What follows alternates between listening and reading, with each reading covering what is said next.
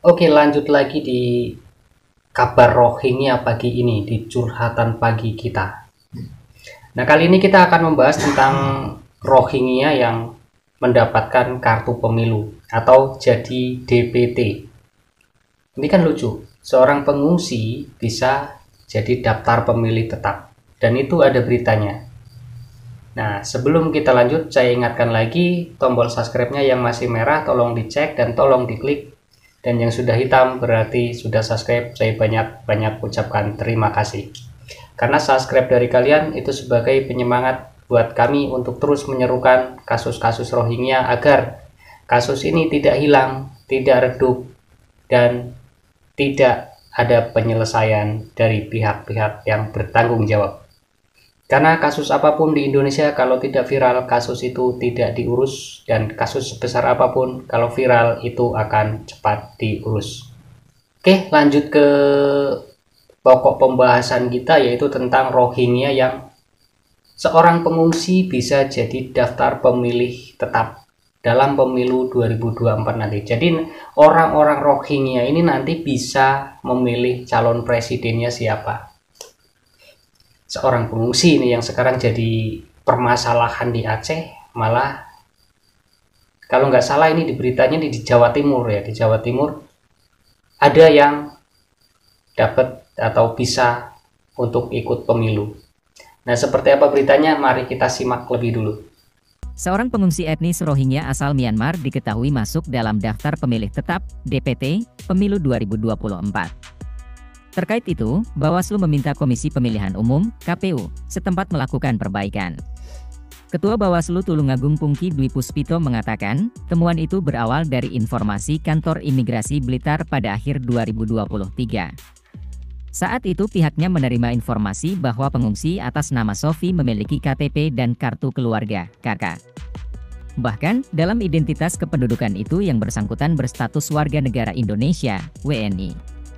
Identitas penduduk dan status kewarganegaraan tersebut diduga dimiliki Sofi secara ilegal. Sehingga, langsung dilakukan pencabutan oleh imigrasi dan diganti dengan kartu pengungsi. Tak hanya itu, Bawaslu juga melakukan penelusuran terhadap data pemilih. Hasilnya, Sofi telah tercatat dalam DPT Pemilu 2024. Sementara itu dikonfirmasi terpisah, Komisioner KPU Tulungagung Muhammad Arif membenarkan adanya surat saran perbaikan yang dikirimkan oleh Bawaslu Tulungagung. Dari hasil pemeriksaan DPT Sofi diketahui telah tercatat sebagai pemilih pemilu 2024 dengan nama Muhammad Sofi. Namun dengan adanya temuan baru yang dilaporkan Bawaslu, maka KPU Tulungagung langsung menindaklanjuti dengan melakukan penelitian dan pencoretan Sofi dari DPT. Komisioner KPU ini berkeyakinan prosedur pencocokan dan penelitian hingga penetapan DPT telah dilakukan sesuai dengan prosedur. Pihaknya melakukan pencatatan dan pendaftaran pemilih berdasarkan identitas resmi yang dimiliki oleh calon pemilih.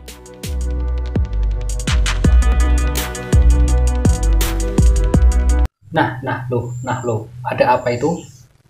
Kok bisa seperti itu? Siapa, bagaimana, dan kenapa? Kok bisa?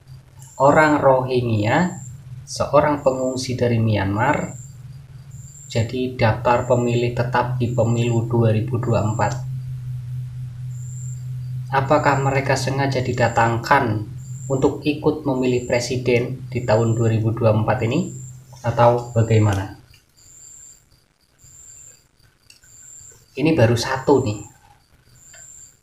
Baru satu yang ketahuan. Ada seorang pengungsi yang dapat memilih seorang presiden. Dan nanti kemungkinan ke belakang nanti bisa ribuan orang dari Rohingya ini yang ikut memilih presiden di tanggal 14 Februari nanti. Terus ini gimana ceritanya? Dia bisa mendapatkan, ini orang Rohingya ini bisa mendapatkan kartu identitas, ya walaupun itu palsu, kok bisa mendapatkan kartu identitas? Dari mana jalurnya, dari mana sumbernya? Kok bisa dia memiliki KTP, walaupun sekarang di dalam berita tadi itu dinyatakan tidak sah. Jadi diperbaiki lagi tuh untuk DPT-nya. Jadi KTP-nya itu atas nama Muhammad Sofi. itu didapat dari mana, siapa yang mengeluarkan sehingga dia bisa masuk ke DPT. Itu terjadi di mana tadi, di Tulungagung ya, udah sampai ke Tulungagung, Jawa Timur apa Jawa Tengah ya, itu udah masuk ke Jawa kan tuh, pengungsi Rohingya udah menyebar kemana-mana, nggak cuma di Aceh dan di Sumatera Utara doang. Nah ini menyebar sudah ke Pulau Jawa. Dan yang di Aceh juga, yang di Aceh itu kan mereka juga banyak yang lepas tuh, banyak yang lolos dari kamp penampungan, banyak yang kabur. Ya mungkin si Muhammad Sopi ini salah satu dari yang kabur mereka itulah. Makanya yang dari Aceh itu banyak yang pergi ke Medan, banyak yang kabur lagi ke Riau, banyak lagi yang kabur kemana-mana. Ya mungkin ini yang kabur ini dimanfaatkan untuk jadi suara tambahan dalam pemilu nanti. Bisa jadi seperti itu. Dan tidak menutup kemungkinan nanti mendekati hari-hari pemilu nanti banyak yang kabur juga dari kamp penampungan. Ya, kalau memang benar ini digunakan untuk politik oleh mereka, para calon-calon yang mencalonkan diri jadi presiden dan calon presiden, ya ini susah untuk diatasi. Ya bagaimana mau mengatasi kalau memang petinggi-petinggi negaranya aja yang menggunakan mereka untuk kepentingan politik.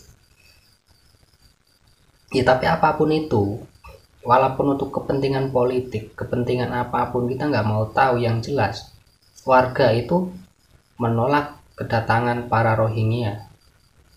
Seluruh masyarakat Indonesia menolak keberadaan mereka ada di Indonesia. Terutama kita contohkan saja ke Aceh dan Sumatera Utara, mereka sudah mulai resah dengan keberadaan para Rohingya ini. Dan sebagian pejabat-pejabat negara, orang-orang yang di atas, itu mereka seakan terus melindungi, tidak mendengarkan suara rakyat. Ketika rakyat sudah geram dengan keberadaan Rohingya sampai demo berjilid-jilid, tapi mereka santai-santai saja. Menanggapinya tuh enteng banget dan seakan-akan membela keberadaan Rohingya ini agar tidak cepat-cepat dideportasi ataupun dikembalikan ke negaranya sana. Berarti memang benar mereka memanfaatkan situasi ini dibalik politik. Jadi ini sebelum presiden nanti yang jadi duduk dan resmi dilantik, kayaknya Rohingya ini akan terus berdatangan ke Indonesia dan tidak ada hentinya, terus masuk terus ini, sepertinya seperti itu. Ya kalau kita ngomongin keamanan laut, nggak mungkin lah keamanan, kalau memang benar-benar mereka itu menjaga, nggak mungkin orang-orang Rohingya itu mau nembus ke perbatasan Indonesia dengan mudah. Pasti ketahuan. Tapi kok selama ini masuk-masuk aja nggak ketahuan sama patroli laut kita. Ya tapi apapun itu, yang jelas kita tidak setuju dengan keberadaan pengungsi gelap atau imigran gelap dari Rohingya ada di negara kita. Karena itu akan membuat masyarakat menjadi semakin resah. Kalau pemerintah memang mementingkan warganya sendiri, cepat diatasi, cepat diselesaikan, jangan dibiarkan berlarut-larut. Nah, video kali ini cukup sampai di sini. Kita lanjut lagi nanti di video-video berikutnya. Dan saya ingatkan kembali, dicek tombol subscribe yang masih warnanya merah, silahkan diklik biar menjadi warna hitam. Kalau yang sudah hitam berarti sudah subscribe. Saya ucapkan banyak terima kasih. Karena subscribe dari kalian itu sebagai penyemangat kita untuk terus menyuarakan tentang kasus-kasus Rohingya. Karena kasus-kasus seperti ini jika tidak viral tidak akan pernah diurus oleh pihak-pihak yang bertanggung jawab.